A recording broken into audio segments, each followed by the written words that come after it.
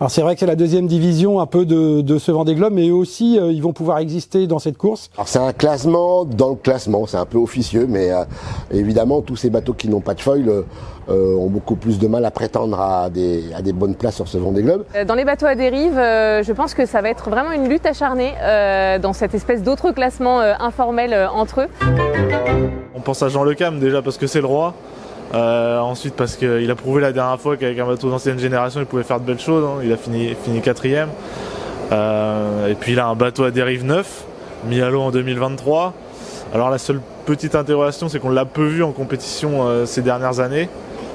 Mais on attend tous de voir ce qu'il peut faire. Il faut s'attendre à tout et surtout au meilleur avec le roi Jean. Il connaît parfaitement le Vendée Globe, ça sera sa 6e participation. Il a un sens marin largement au-dessus de la moyenne.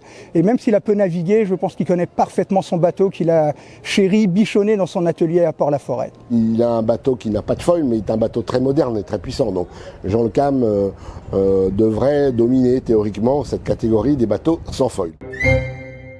Tanguy Le Turquet, qui a montré sur la Transat retour à la base qu'il était très en forme et qu'il était très doué. Il avait épaté tout le monde sur le retour à la base où il avait eu, avec son bateau à dérive, quelques problèmes. Et il avait été retardé et finalement il avait terminé en trône sa course. Il s'est très bien navigué. Il a un bateau qui est plutôt fiable et il a surtout une énorme envie de faire ce tour du monde. Donc je pense que dans sa division, Tanguy Le Turquet peut vraiment être le candidat idéal. Il vit son rêve d'enfant, hein, c'est ce qu'il dit, qui est devenu son rêve d'adulte. Il a vraiment très envie de faire ce tour du monde, son premier aussi pour lui. Il a un bateau pas du tout récent, il date de 2008, mais c'est vraiment un bateau qu'il maîtrise. Benjamin Ferret qui a le meilleur bateau à dérive avant la nouvelle génération des Le Cam, qui est l'ancien bateau vainqueur du Vendée Globe en 2012 et qui navigue aussi très bien.